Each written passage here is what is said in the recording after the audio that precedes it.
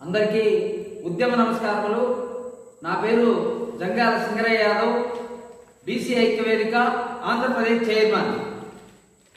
మిత్రులారా, ఈరోజు అధికార తెలుగుదేశం పార్టీ చంద్రబాబు నాయుడు గారు తీసుకొస్తున్నటువంటి బీసీల అట్రాసిటీ యాక్ట్, బీసీ రక్షణ చట్టం అనే పేరుతో బీసీలను సమాధి చేయడానికి, బీసీల భవిష్యత్తును అంధకారం చేయడానికి, బీసీలకు రాజ్యాధికారానికి దూరం చేయడానికి మరి ఈ చట్టం వస్తుంది. ఇది బీసీల రక్షణ చట్టం కాదు, బీసీల రాజ్యాధికార కాంక్షను భక్షించే చట్టంగా బీసీ సోదరులు అర్థం చేసుకోవాలి.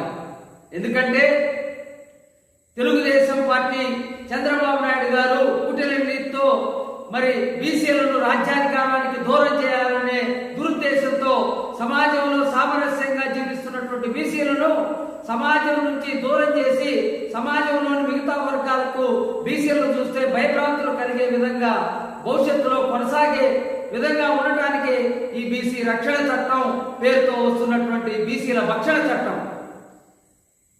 బీసీలకు అసెంబ్లీలో 33% ఎమ్మెల్యే ఎంపీ స్థానాల్లో రిజర్వేషన్ కల్పిస్తామని తీర్మానం చేసి చేతులు దులిపేసుకున్నటువంటి మరి చంద్రబాబు నాయుడు గారు బీసీలపై ప్రేమ ఉంటే, బీసీలకు రాజ్యాంగం కల్పించాలనే సంకల్పం మీకుంటే గౌరవ పార్లమెంట్ లో చట్టం చేపించేవాళ్ళు.